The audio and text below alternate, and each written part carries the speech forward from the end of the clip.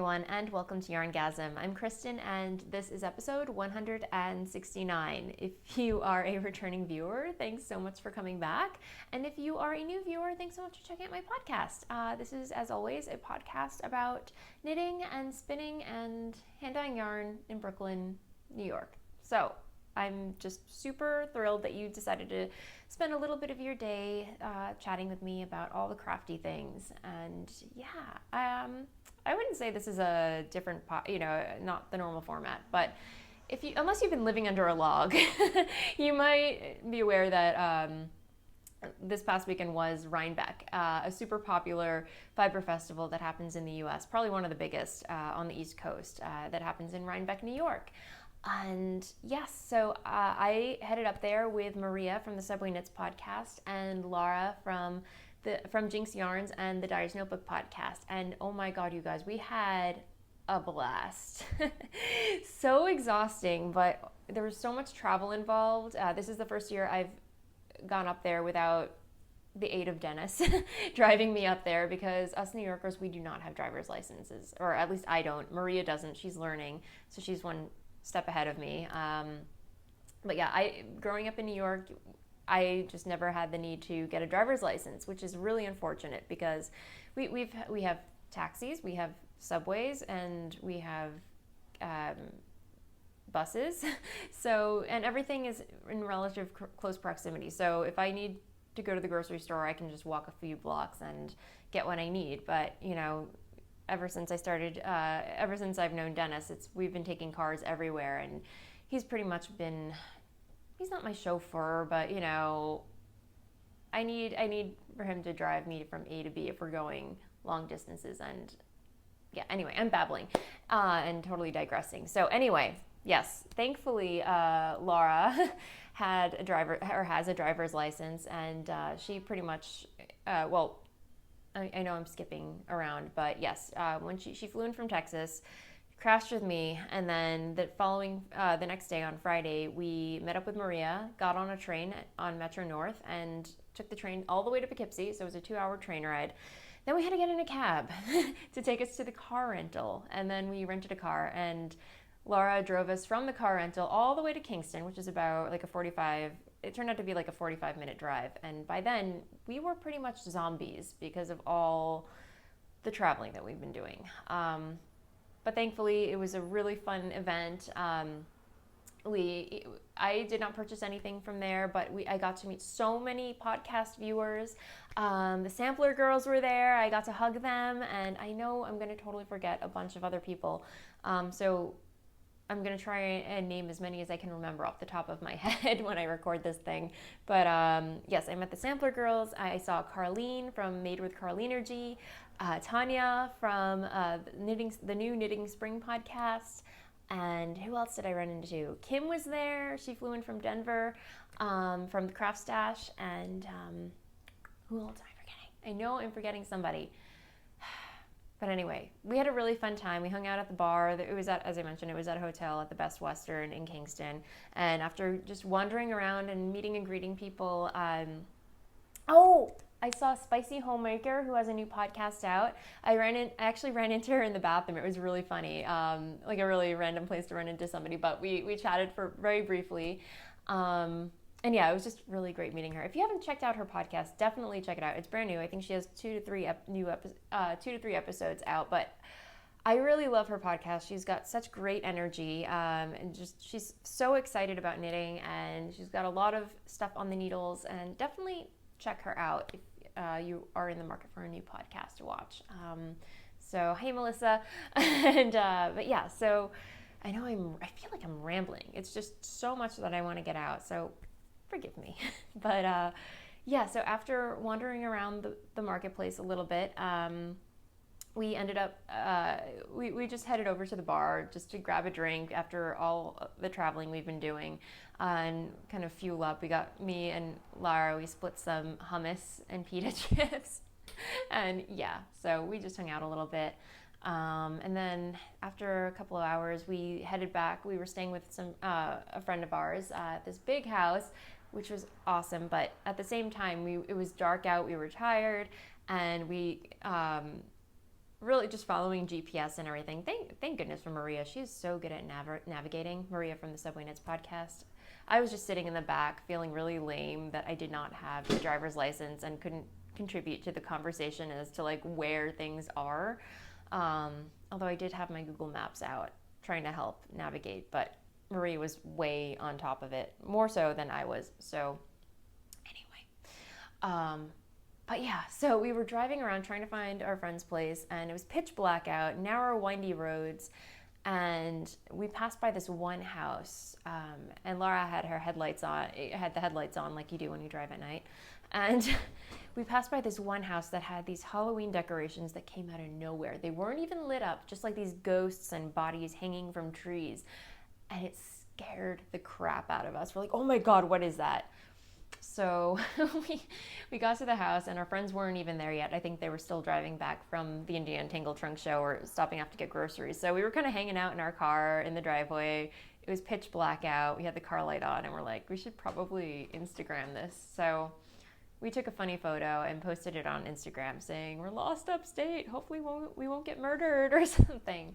You probably saw it. And some of you actually called us out. You're like, well, technically you're not upstate.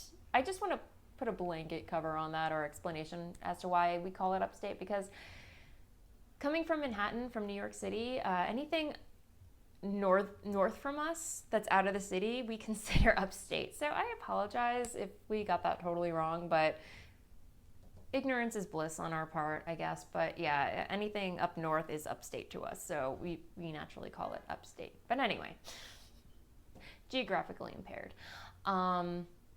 So yeah, anyway, our friends finally showed up. We played Cards Against Humanity and ate some salad because we were too tired and full to eat anything else before we went to sleep. And then the next day was Rhinebeck. So yeah, we had a really lovely time, like you do.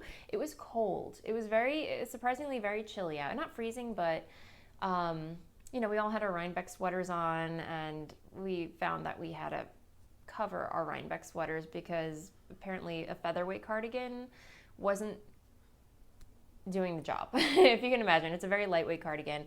I know Maria had an Adrian Unst cardigan, and Laura had her, oh gosh, I can't remember the name of it. It's totally escaping me, but it's this gorgeous chevron, I think it was like a DK weight or sport weight. I can't remember, but anyway, it's this gorgeous chevron cardigan with this giant collar, and it's so cozy. But even that, she needed to put on a coat, and we were cold. We were very cold. So yeah, but I really don't know where to begin. I feel like I've been rambling on about Rhinebeck for a while, and I haven't even gotten to the meat of the whole thing. But yeah, we showed up at 9:30, and we just roamed around. We made a beeline to the Loop booth, which is in one of the main buildings, and which is right across from Into the World, and then right next to, adjacent to Miss Babs. So if you can imagine, for 9:30, it was pretty freaking crowded. But yes, we made it to the Loop booth, and I could not resist. I guess I'll just show you my Rhinebeck haul as I'm talking about it. I could not resist getting a Loop booth. I was planning on getting one, and I've already dug into it, so you can't really see it in its full glory.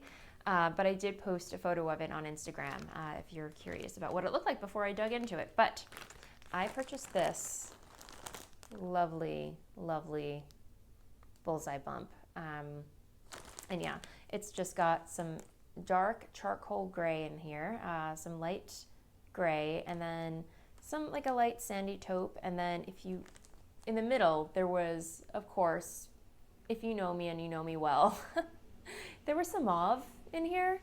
And if you can see very close up right there, that is the mauve that I'm speaking of. So naturally, I could not resist. And it was just so utterly goth, and it spoke to me. And the colorway is called yeah, OHM, and it has 5.5 ounces of merino, bamboo, tussa silk, and angelina, and it's absolutely beautiful. And I'm having really fun spinning it, and I'm spinning it on my Lendroom because I originally took a photo of it. Well, I started spinning it when we got back to the house after we got back from the fair, and I was spinning it on a drop spindle, but then at the same time I was like, no, I think I want to spin this on my wheel, because knowing me, spinning one of these on a drop spindle, we all know how that went last time. So I made an executive decision and transferred it to a wheel. But yeah, so after that, we moseyed on. We checked out the other barns, and it was really crowded. The first Saturdays, I think, are the most crowded. I did go to. I had the intention of getting a Bosworth spindle. I kind of had it in my mind that I wanted to get one, but I will admit I got a little sticker shock. The one I fell in love with was this beautiful like dark wood. I think it was like a 1 ounce top roll spindle, but it was 90. I think it came to like $93, and I got a little like 60. Okay, maybe, but. I definitely got a little sticker shock, and I was like, okay, I have a budget, and I kind of have all these other places that I want to hit up, and I'm not sure that I want to invest in this just yet. So I had it in my head, okay, I might come back if it's still there. It was meant to be. But I just wanted to see what the marketplace had before I bit the bullet. So we continued exploring, and I happened upon this one booth that I think I visited last year, and they had, I purchased a gorgeous skein of Lotus, of Malabrigo on their, I can't remember the base, but it's their chunky, Rasta. Their Rasta in the Lotus colorway. Beautiful colorway. I knit a chunky hat out of it, which I have to find. It's in one of my winter accessories bags in the closet, but a gorgeous skein. And then I went back there this year, and I could not pass up. I saw this and I was like, I have to own this. I need this in my life. So sadly, Bosworth had to take a back seat to this awesomeness. This is a large Turkish spindle. This is the largest Turkish spindle I now own. If you recall, I have a Subterranean Woodworks micro Turkish spindle, a small one. But this is a Snyder spindle. Mr. Snyder himself was there spindling, doing a demo. And he helped me pick this one out. So I don't know if you can see this. I have some of my loop bat in there that I started spinning on it, but those are some laser cut narwhals, you guys. I could not pass this up. It was a toss up between this one or a darker shaft. And I asked Mr. Snyder, I'm like, which one should I get? He's like, get both of them, naturally. And I was like, I can't do that, so I can only pick one. So we decided on this one because he said that I could make out the narwhals, or I could see them more clearly. So I went with the natural wood, and I have to tell you guys, this spins so lovely. I want to spin like, I don't know what I want to spin on here, but I think for spindling, I'm better at spinning small little fiber bumps, like different multicolored ones, like goodness, Fuzzlings by Fondant Fibers, or Batlings by Hobbledehoy. So, but yeah, but it just spins. It's so well balanced. I believe it's an ounce. Maybe a little bit heavier, I would say, but just a pleasure to spin. So, yay! And this retailed for about $30. So price point was perfect, and narwhals, I could not pass it up. So, and the cool thing about this spindle, by the way, is that, and it's covered up by fiber, but Mr. Jenkins has actually signed it. He signs all of his, he signed all of his drop spindles there, which is really cool. And he dated it too, which, yeah, is hidden underneath some fiber. But yeah, so that was really great. And what else? So sadly, again, Bosworth got the shaft. Pun totally unintended. But anyway, it's been a long, long week, guys. So yeah, after that, I guess I did go into Rhinebeck with a game plan. Like, I had some ideas of projects that I wanted to cast on, or some fiber to look out for some projects that I've been meaning to cast on. And one of those was my Quadri Redemption hat. Quadri is a pattern by Michelle Wong that she designed for the Plucky Knitter. And as you recall, I cast on a hat for Dennis using some Jill Draper yarn. mini yarn, and it's 100% Rambouillet, but I was not pleased with the way it was knitting up. It's a little too stiff and high. It has too much of a high twist for my liking. So I decided to just keep an eye out for some new fiber. So I hit up the Wool yarn booth, and they had it was a small booth, and lovely, lovely fiber, but the line was huge. But I thought it was worth it because probably beats shipping, whatever. So I'm like, you know what, I'm here. I might as well just wait in line. Except I did find some yarn, some lovely worsted, 100% organic slate colored wool. It's beautiful. But after 15 minutes of waiting in line, I found out it was cash only. Apparently they were having issues with the internet, which I will say, they every year I find that Rhinebeck's internet service gets better and better, but it is quite dodgy every once in a while. And there was an internet outage at some point during the day. So I know a couple of booths were affected by that. So I think it just turned into a cash only line as I was waiting. So there goes that. Of course, I was a little bummed, but thankfully there was a booth with some Angora bunny rabbits that I just went over to and pet them just to kind of make myself feel a little better, that I didn't just wait in line for that long. But yeah, anyway, so then I met up with Maria and Laura again because they wanted to go look at something else. I did, on the way over to them, purchase a tube of Lolo lips in the cucumber melon because I forgot to bring lip chapstick with me while I was there, and my lips were super dry, and I'm like, this worked out perfectly. So yeah, it's very lovely. I love the flavor. It tastes exactly as the flavor name suggests, so highly recommend. Very moisturizing. I've been pounding the lip balm ever since I got it. So anyway, so yeah, otherwise, I met up with Laura and Maria, and we decided to grab some lunch. And I ended up waiting online for some lamb kebab, which was amazing. And I forgot to mention, my in-laws showed up. So yes, Carol and Ron were there because they live very close to Rhinebeck. I think it's no more than a half an hour drive for them, maybe less. And so they showed up, we met up, and I chatted with them a little bit, and just on and off throughout the day, we just kind of ran into each other, hung out, and yeah, it was really great seeing them. Again, I was super bummed that Dennis wasn't with me, but I can understand he really doesn't want to hang out with a bunch of girls talking about knitting all weekend. So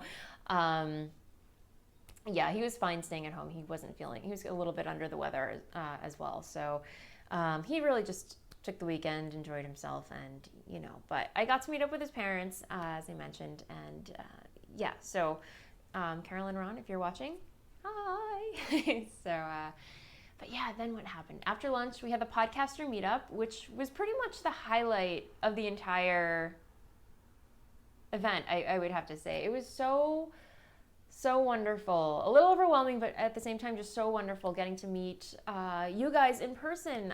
And I just want to say thank you. Thank you so much. Those of you who came up to me and let me know how much you enjoy the podcast, and just saying hello. It was just, as always, I really, really enjoy meeting viewers in person, and yeah, and it just makes me feel like, okay, I'm not just talking to myself, and just letting me know, how much you love the podcast and that you feel it and that you're inspired by all the things that I do. I mean, that really, I don't know what to say to that. I mean, it just makes me, as I always say, like, I'm speechless. And it just means so much to me to hear that from you guys. So I just want to say a big, big, big thank you. And to everybody, even if you couldn't make it to Rhinebeck, just thank you for watching. Thank you so much.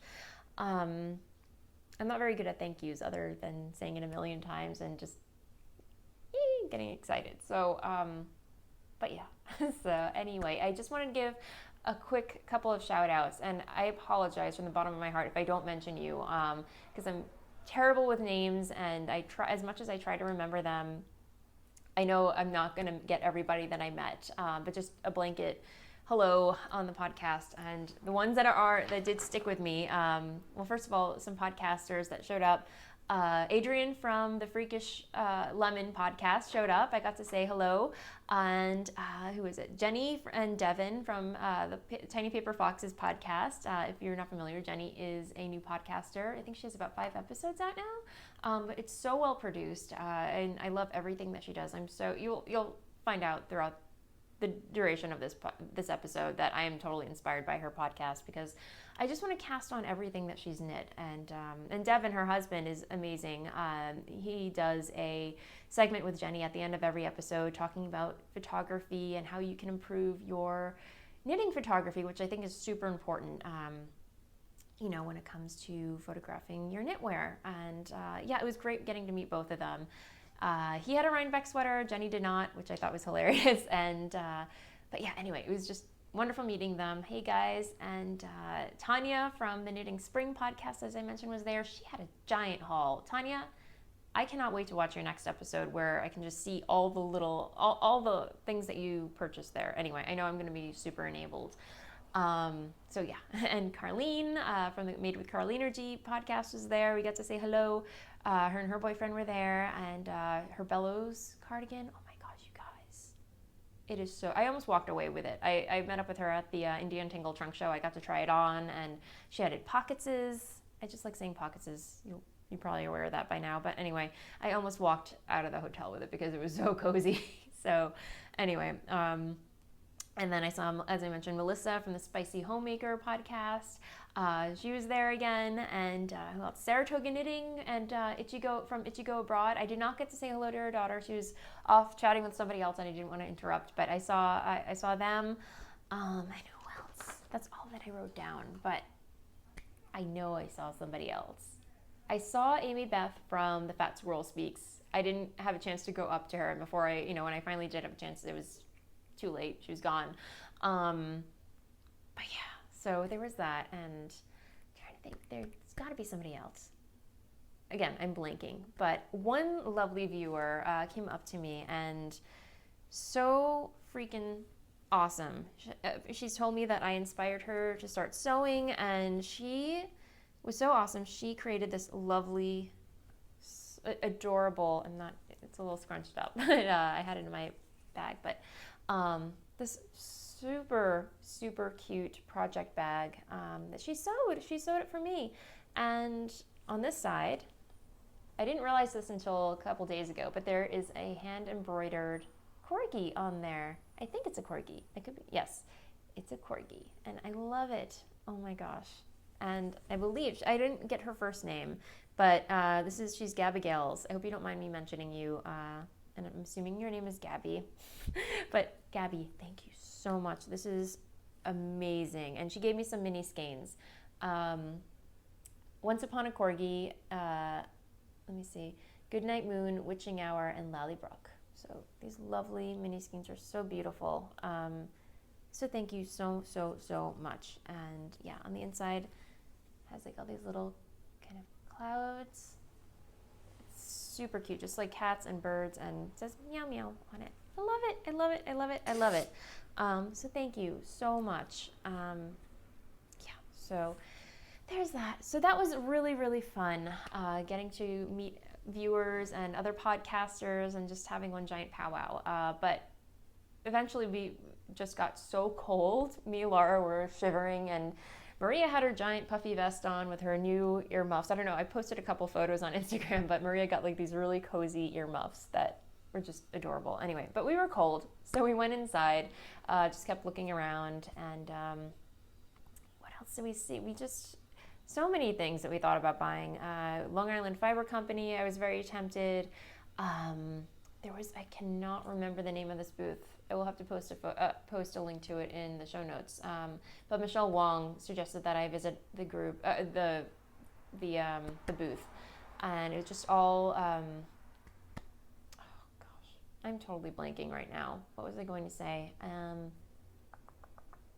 Cormo. They specialize in cormo, and oh my gosh, this wool was to die for. I was very tempted to get a skein, but again, I just didn't have a project in mind, and I know I could probably just purchase it online or just go to Gauge Intention and pick some up from Michelle. But yeah, I just wanted to squish all the things there, and I didn't buy a Hanson spinning wheel, the electric e-spinner. It just wasn't in the budget. Although Laura did mention, hey, do you want to go look at some e-spinners? And I'm just like, it's okay. I don't need an e-spinner. It's fine. Not yet. But I am putting it on my Christmas list. So if anybody wants to buy me an e-spinner, feel free to do so. Please do not buy me an e-spinner. So yeah, I can't even remember what else we did. It was just a lot to see and take in. We did get some apple cider. It was the actual, where you get the cider donuts, the line was too long, so we just got some apple cider at another vendor, which is totally fine. Apple cider is apple cider. It tasted warm. As long as it was warm and warming our hands, it was fine.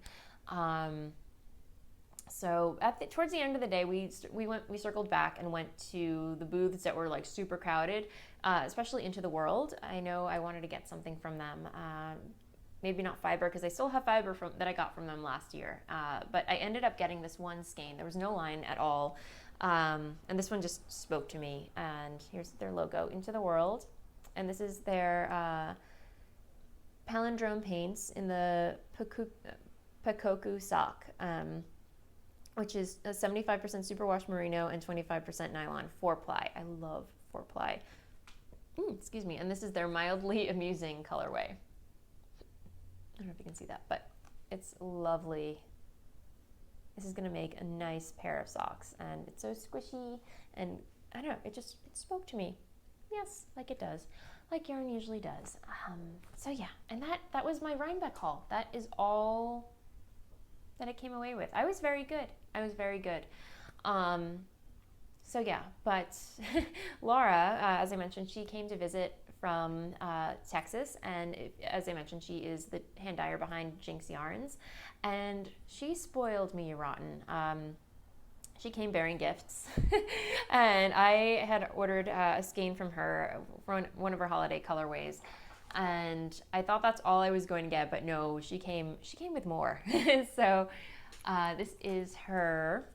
I guess I'll just start talking about, I'm totally jumping topics here. I shouldn't even talk about this yet, but while I'm on this subject, I guess I will, this is going to be the episode of jumping topics, I guess, because so much has happened. But yes, this is her self-striping gingerbread house colorway on her Power Sock self-striping. It's 75% BFL and 25% nylon 4-ply. Again, just really, really lovely. And here's her logo.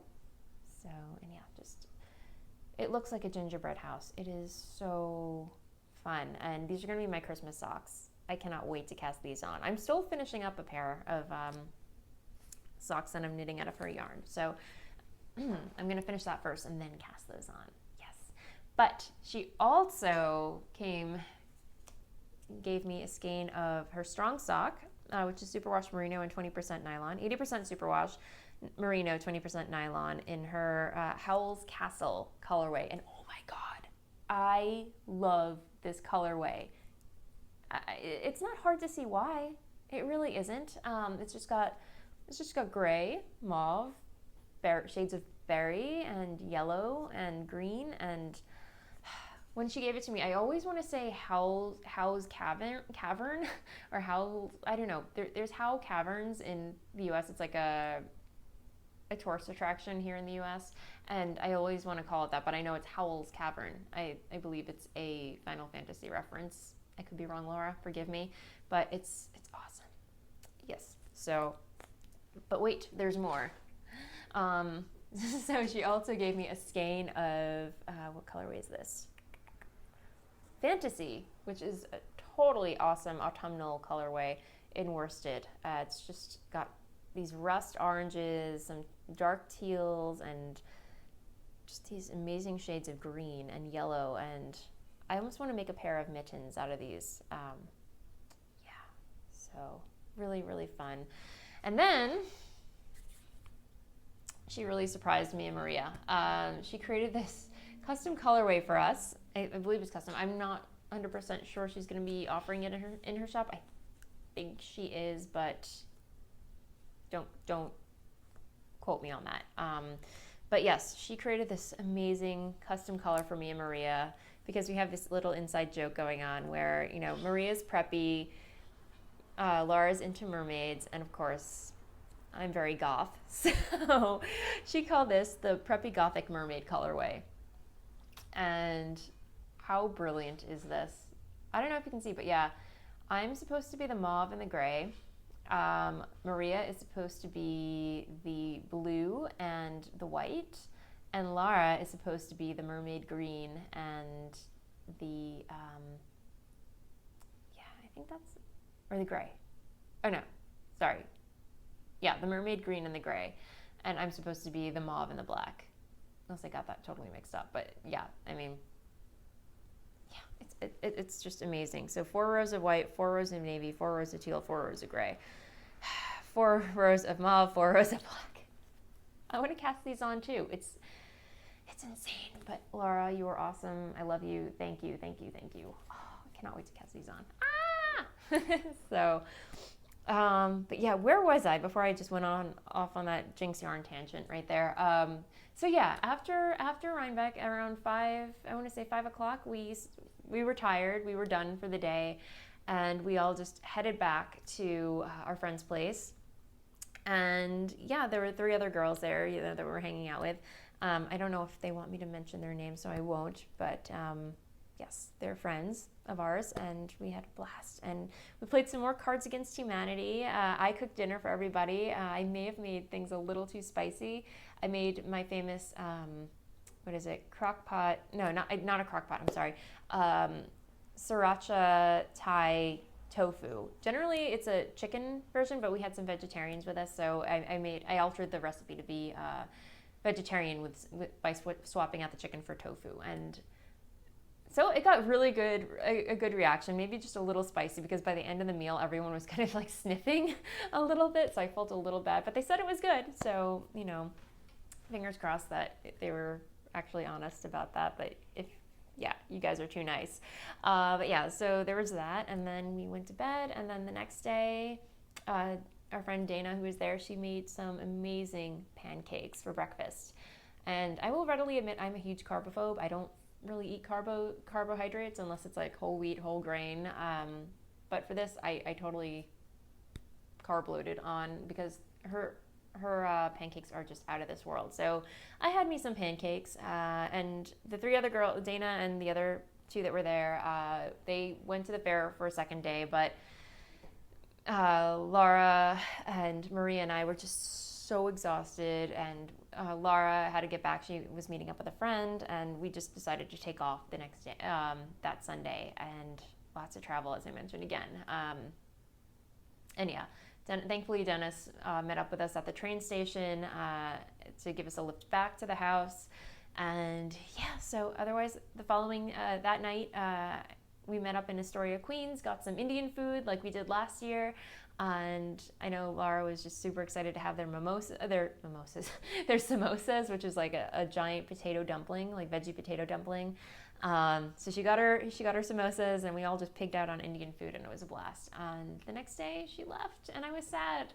And just I was planning on getting some work done, but it just wasn't happening. I was comatose. Just I couldn't do anything but sit and knit. I maybe watched 3 podcasts and just relaxed. And it was definitely something I had to do, because it was a Rhinebeck hangover, you guys. That's the only way I could describe it. Yeah, so that's what happened. And that's probably going to be the title of this episode. So, wow, I feel like I've been talking about Rhinebeck for way too long, and I'm probably going to cut out a whole bunch of chunks so I'm not babbling on and on. So, but yes, that was Rhinebeck, everybody. And that was my haul, and it's amazing. So yeah, I'm going to get on to projects. I have nothing off the needles. Well, I kind of do. What currently is living in my little ball gown project bag is my, also Jinx yarns, is my Lantern Festivals, my Lantern Festival socks that I'm knitting out of Jinx yarns on her glitz base, her glitz sock, and super glittery, super autumnal, cuff down, fish lips kiss heel sock. And I love these. These are so awesome. I just love the flashing and everything about this colorway, you guys. So one sock's down, and last night I knit the heel of the second sock. Me and Dennis have been watching The Leftovers. I don't know if you're familiar with that, but it's a series on HBO, and it's very sci-fi. I think Kemper from Junk Yarn mentioned she read the book, and they basically created a series off the book. It's very, as I mentioned, sci-fi, post-rapture, I don't want to say apocalyptic, but dystopian. I'm not familiar with that genre at all, but I believe it's like a dystopian genre, if you will. Kudos to me if I got that right. But anyway, so yeah, I just banged out the heel in 45 minutes. It's, again, Fish Lips Kiss heel. And I'm using my Carbons DPNs in US size 1.5s. So yeah, really enjoying knitting with these, surprisingly. So yeah, anyway. So that's that. Making a lot of progress on that. I only knit on socks while I was at Rhinebeck, just these, because yeah, when you're hanging out with a bunch of people, you want something that you don't have to pay too much attention to. So these really served me well while I was there.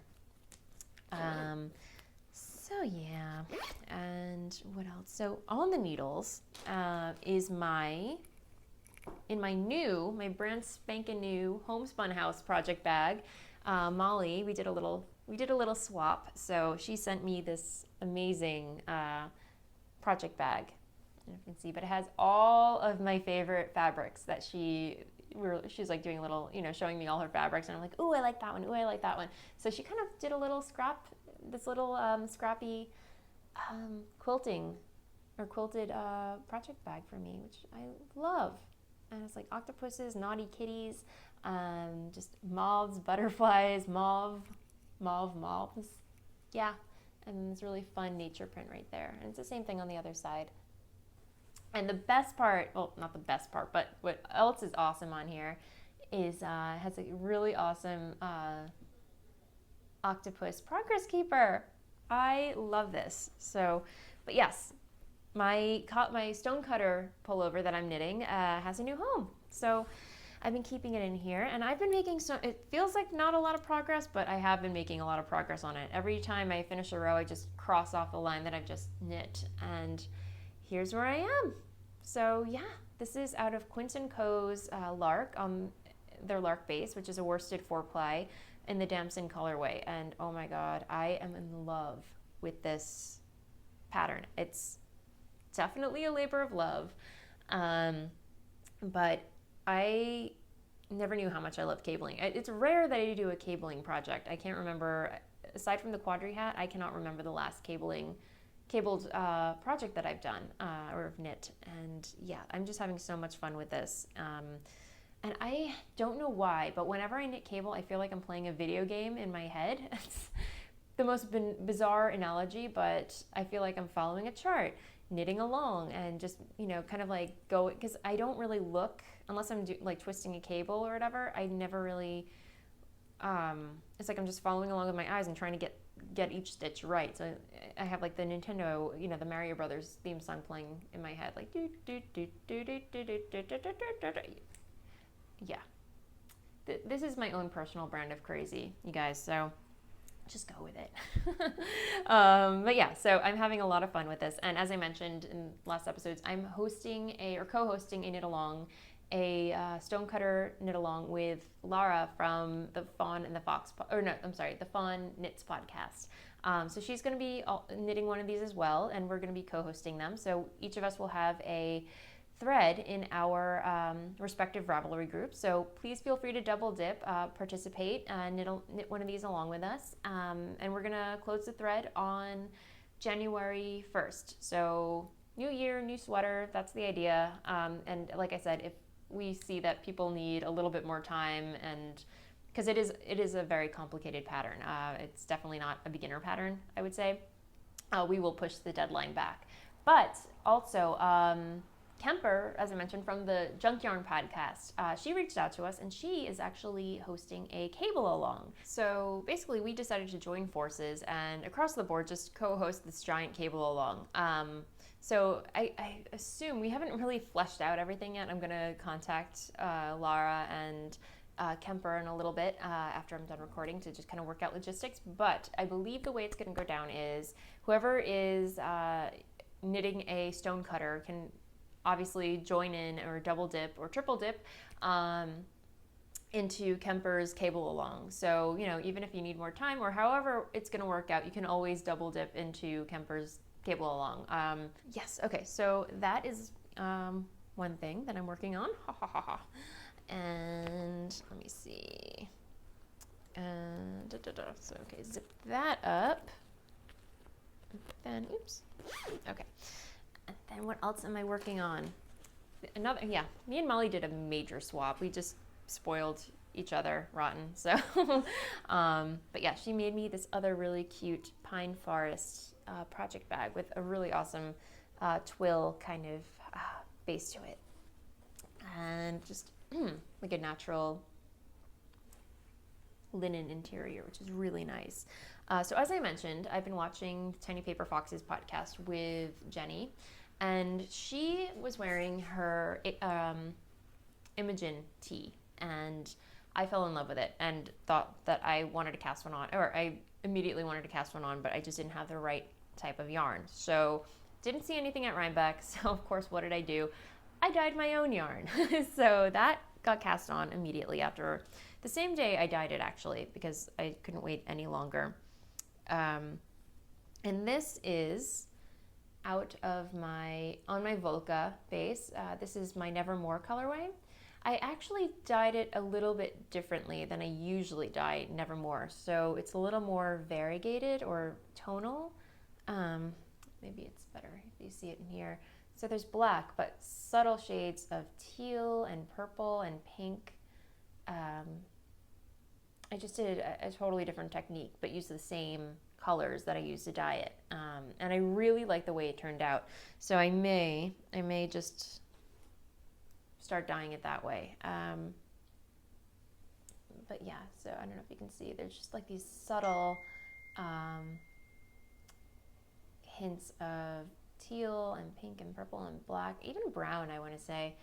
And yeah, it's just such a popcorn knit. There's only maybe about, I want to say 30 lace stitches in here, and then the rest is all just stockinette in the round on US size 5 needles. And I did not swatch. I did not swatch for this. I just have a good feeling about it, which is probably the worst thing as a knitter or experienced knitter that I can say. I have a good feeling about it. It's gonna fit me. But yes, I don't know. I looked at the bust size measurements, and I know my gauge is usually on point when I knit up when I know all gauges are different. Whoever designed the pattern probably has a totally different gauge than I do, and I'm asking for it, but if it's fitted or a little loose, I won't care. Usually I like my tops to be either a little fitted or a little loose. So however this is going to knit up and fit me, I'm totally okay with it. And if it doesn't fit me altogether, I have a niece. She might like it. So I'm just going to mute my computer right now because I'm getting some text messages. Sorry about that. And if you're texting me and watching, or if you're watching this and you know you were texting me, you know who you are. Anyway, but yeah, I'm having so much fun with this. I'm going to be modifying the pattern just a little bit because I don't like how high the neckline is in the original pattern. And I was reading through some of the help notes, and someone actually added some short rows to shape the back and kind of like drape the neckline a little bit. So I think I'm going to be doing that. So yeah, I'm very excited about it. It's a super easy knit, but it's going a little bit slowly because the gauge is so fine. But otherwise, it's the perfect project to work on while I'm watching podcasts. I cast this on 2 days ago. So yeah, just really enjoying it. And I have some really nice stitch markers on here from Sunshine Fun Yarn, who's Catherine. She has an Etsy shop, so you should definitely check her out. Yeah, but this has like the frost. I don't know if you can make it out, but it's got like the frost flowers pattern going on here. Anyway, yeah, and it was so funny. I was talking to Molly from a Homespun House about this, and she was curious about the pattern, so I sent her a photo of it, and the pattern is called Imogen, and she goes, Kristen, it kind of reminds me of Imogen Heap. The model looks exactly like the way she wears her hair the same way that Imogen Heap wears her hair. And I don't really listen to Imogen Heap, and I don't really know exactly what she looks like, so I kind of had to Google it. I'm like, oh yeah, I think that's might have what they've been going for. But anyway, a small anecdote there. So yeah, that's been living in my homespun house bag. So yay. Okay, so I think that is all that I have going on my needles. But since I'm talking about Molly, she also surprised me by sending me some yarn that I've been drooling over but could never get a hold of. But she tracked some down for me. She got me some Arne and Carlos yarn. And I believe this is, Autumn Night? I believe it's Autumn Night. I could be totally wrong. I believe it's Autumn Night, yeah. But Arne and Carlos, and I know Maria from the Stitch in Sweden podcast knit a pair of these, and I could not get them out of my head for the longest time. So Molly, you are awesome. Thank you. I cannot wait to cast these on also. I have like 3 pairs of socks lined up that I have to cast on and knit. And I was watching, I know I'm mentioning a million podcasts, but yeah, Jenny again from Tiny Paper Foxes. She's not a sock. She said she's a self-professed non-sock knitter, and I wish I could be like that because I feel like I could crank out so many more garments, which I kind of want that to be my goal for this year. Like, okay, the rest of the year, fine, I'll knit socks whenever I want to, but next year I definitely want to focus on garments, garment knitting, more sweaters, more accessories. I have socks. I can, just not as many, maybe like 1 a month, if anything. I don't know. But yes, focus on garments this year. Okay. Let me check my show notes. What else did I want to talk about? Yeah, I think that is it for what is on my needles. So I'm going to move on to sewing. And again, Jenny. I know I'm mentioning her and name dropping her a million times in this episode. This is the Jenny show, where I just gush over her and all her projects and everything. But I was inspired by her and Isabel from the Fluffy Fibers podcast. The two of them sewed this the Ray skirt, which I'll try and insert a photo of it here so you know what I'm talking about. I watched Isabel's podcast and she had sewn one, and it seems like such a simple, quick knit. And yesterday, I had some downtime. I was waiting for my yarn shipment, my bare yarn shipment to arrive, and I was like, you know what? I really don't have much work to do this morning, so I'm gonna do a little quickie sewing. Have like a little, just bang out something quick that I can sew. And I need more skirts because I wear so many skirts during the winter, over leggings, and I live in leggings, you guys. So I just wanted to create like a simple skirt, and that one looked, Isabel had mentioned that it was very quick to sew up. She knit it probably in under 2 or 3 hours, maybe even less. So I downloaded the pattern, cut out all the pieces, and I had wanted to, I don't even have it with me, it's over there, but the plan was to use my, my Pusteblumen dress that I have, like, it has like the shoulder straps and it's straight over here. I wore it on the podcast a while back. I had some fabric left over from that, and thought, okay, it's a skirt, it's a simple skirt, maybe it won't use that much fabric. Had a yard. Apparently the dress or the skirt calls for 1.5 yards. So I didn't have as much yardage as I thought. But thankfully I had some other fabric lined up that I've been wanting to dig into, and I sewed a new skirt. So I'm going to do my best to show you. Yeah, you're only going to be able to see the top portion of it. So it's very springtimey, I would say. I know it's autumn, and does not really scream autumn, but I think it's super cute, and I could totally see myself sewing, like, again, 10 more of these. It has an elastic waistband on here, so thankfully, let me come back into frame.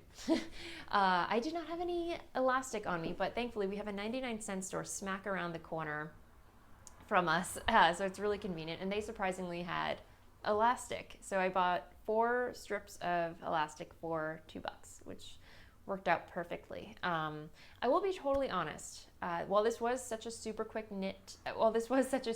skirt to sew up, and I'm probably gonna sew more of them. I'm not crazy about the elastic waistline or the waistband, and I almost felt like I was cheating because I didn't sew in a zipper, which is totally not, is totally a stupid thought, because it's not cheating. I installed a waistband. It's a real waistline or whatever, but I actually enjoy the process of sewing in zippers into things, believe it or not. I find them fun, and I love the results from them. So I think the next skirt that I sew is going to have a zipper on it. But yeah, if ever I'm just craving something to sew, I will definitely be sewing another one of these. I actually ordered more fabric yesterday, so I definitely have more projects coming down the pike. And if I sew another one of these, I definitely want to put pockets in them. Yeah, but super fun knit. Check it out. I believe the pattern was $10 US to download. And yeah, just cutting out. It was super quick to cut out and piece together everything. They lay everything out so well for you. And explain everything very well for you. The pattern is by Sewaholics. I'll post a link in the show notes. But yeah, definitely great for beginners. Highly recommend it. Just pick out your favorite fabric, something that speaks to you, and just have fun. Yeah, so I just very excited about that.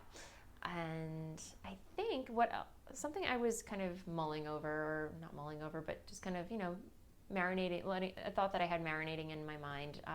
I'm thinking about starting a sewing blog, just something for myself, totally unrelated to Voolenvine yarns, but maybe just like an offshoot, something. If I even have time to do this is going to be it's going to be really miraculous if I can find time to actually update this thing.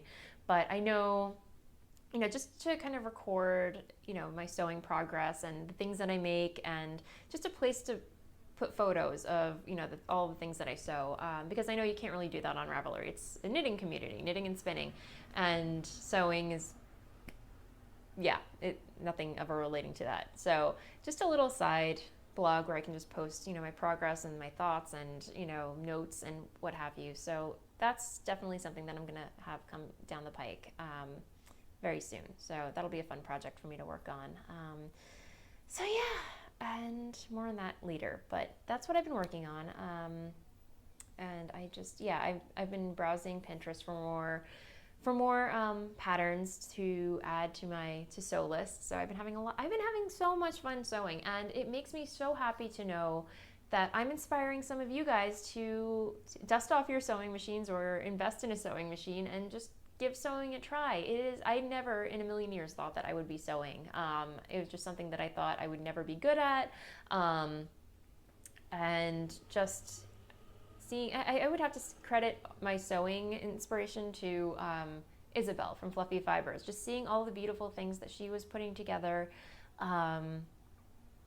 It's just amazing. So I think that definitely inspired me to say, to hell with it, I'm going to give this a shot and do it. And I'm just so excited that I was able to encourage many of you to do the same. So it's definitely a very awesome skill to have, and something nice to, switch off to if you're not that much into embroidery or cross stitch. You can create this, or you just want some instant gratification. Sewing is awesome for that. Whereas like knitting, it's an enjoyable, it's my first love. It's something I will never get tired of doing. It's a slow process, but there are times when I'm just like, I want something to wear now. Sewing is awesome for that. So definitely check it out. I can definitely link to some crafty classes that I found very helpful. And yeah, Creative Bug, that one simplicity class that I took was beyond helpful. So I will again post a link to that as well. So yeah, I'm going to move on to Ask Away. We have a couple of questions from there. This is going to be super long. This is going to be a super, super long episode, you guys. So you are in for a treat. Thanks for sticking with me. So yeah, Ask Away, which is a thread in the YarnGasm Ravelry group. So if you have a question of or relating to knitting, hand dyeing yarn, sewing, or anything else that I talk about on the podcast, or my life in general within reason, feel free to ask it there, and I will get back to you either on the board or just answer them here on the podcast. So, okay. Oh goodness, I totally chopped off her name, but Mir L, I think it was, asks, how many shells do you have, knit and non-knit, and how do you store them? I usually keep mine folded on a shelf in my closet with one just draped tantalizingly over on the I cannot read. How many shells do you have, knit and non-knit, and how do you store them? I usually keep mine folded on a shelf in my closet, with one just draped tantalizingly on the staircase banister for show. I'm interested in hearing how you and others store shawls. Do you just fold them away or hang them on the back of a door? Okay, I'm terrible when it comes to storing my hand knits. Ones that get quite a lot of wear, I just hang them up where my coat is. I have like maybe 5 that I wear throughout the winter that I just kind of hang there, and the ones that are not in use, I just fold up and keep them in my dresser drawers, which is probably not the best, but for the really special ones, like my wedding shawl, and I think I have another shawl, my what is it? It's one of my first Stephen West shawls, the Daybreak that I knit. I just have those folded in one of those. When you buy a set of sheets or shams or a duvet cover, like a small case of that, I usually fold up my shawls and keep them in there. So, and stuff a couple of mothballs in there so the little critters don't get to them. But that's how I usually store mine. And I definitely have a tote bag in my closet full of winter accessories that I just kind of chuck everything in there. And if they need blocking, I just reblock them. But yes, I hope that answers your question. And any of you that have any shawl storage tips, please feel free to share them in the Ravelry thread. And also, I believe, according to Ravelry, I have about 21 finished shawls under my projects. So yes. But yes, the next question is from MeMake3. She says, I've really been enjoying and impressed by the garments you've made. Thank you. Can you briefly go over how you fit them? Everything you show looks so well fitted. I've sewn a few pieces, but never get the fitting quite down. Okay. I will say I've been lucky, just the way my sewing turns out. But if I can give some kind of like blanket overview of how I generally fit my garments when I sew them, as you know, when you get a pattern, it comes with sizings and measurements on the back. So, it's easy to just look, okay, I think I'm close to a 33-inch bust. But the first thing that you want to look at is the finished measurements, the finished measurement size. So that will tell you when you're done sewing how the garment will fit you. So you want to look at how much positive ease or negative ease the garment is expected to have, and then you want to look at the seam allowance. So having those two in mind and your measurements, you want to take into consideration, okay, so this dress is going to have more positive ease, but I want negative ease. So you take a look at the seam allowance and subtract. So if you get like 5/8 of an inch, you can subtract, make it a tighter fit. So, or give a tighter seam allowance. So have more of a extra fabric at the side. If that makes no sense whatsoever. But what was I going to say? I'm not explaining this correctly at all, and I'm terrible at explaining it. But if you want to understand what I am saying in layman's terms or terms that make sense, Gertie's blog for Better Sewing has an excellent tutorial on what I'm talking about. It's called Dealing with Pattern Ease, and I will post a link to it in the show notes. But excellent, that's how I learned how to do it. So basically what you want to do is just adjust the seam allowance so that it fits your measurements personally in contrast to what this expected ease is going to be in the finished garment, if that makes any more sense. But anyway, check it out. So yeah, otherwise, I'm finally going to move on to shop update stuff. Because I will be having a shop update this Friday, October 23rd, 2 p.m. Eastern Standard Time. So I hope you can make it. But yeah, I do not have any yarn to show you because it's not reskeined. I did not have any time today to do that. But yes, I will have some special snowflake in store. I will have some Sweet Dreams in stock. I will have some forage on hand. What else will I have? I dyed up a new, did I dye up a new colorway? No, I will have some more Pandora on lace. I plan on having some Myth. So yeah, just a whole bunch. Oh, I will also have some Phantom Fathom. If you're not familiar, I posted a thing about this on Instagram. I Knit 2 Purl 2 has created a beautiful shawl pattern called Dryads, and using Voolenvine yarns in the Phantom Fathom colorway, which is a colorway that I haven't dyed up in a long time. So I will definitely have some of that in stock for those of you interested in knitting a Dryad shawl out of that colorway. It's just beautiful, like mermaidy green, teal blue shade. So definitely check that out.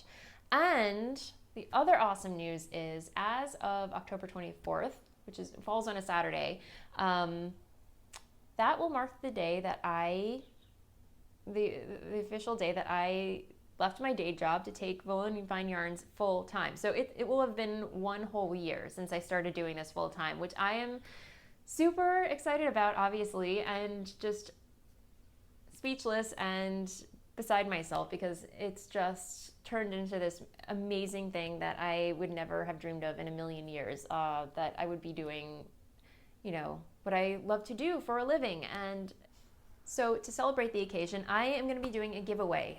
One lucky viewer or customer will win a skein of Voolenvine yarns in the colorway of your choosing. I will open a thread in the Voolenvine yarns Ravelry group, not the YarnGasm Ravelry group, but there's a separate Voolenvine yarns Ravelry group, and I will open a thread in there. I haven't decided on the name of it yet, but if you'd like to win a free skein of my yarn in a colorway of your choosing, just go in there and leave a comment and let me know what is your favorite colorway of Voolenvine yarns and what would you like to see more of in the shop. And next week I haven't decided, maybe I'll drag it out for 2 weeks just to give everyone a fair chance.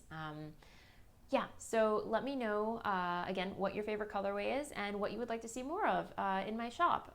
Be it, features on my blog, or a certain type of colorway, or a certain type of base.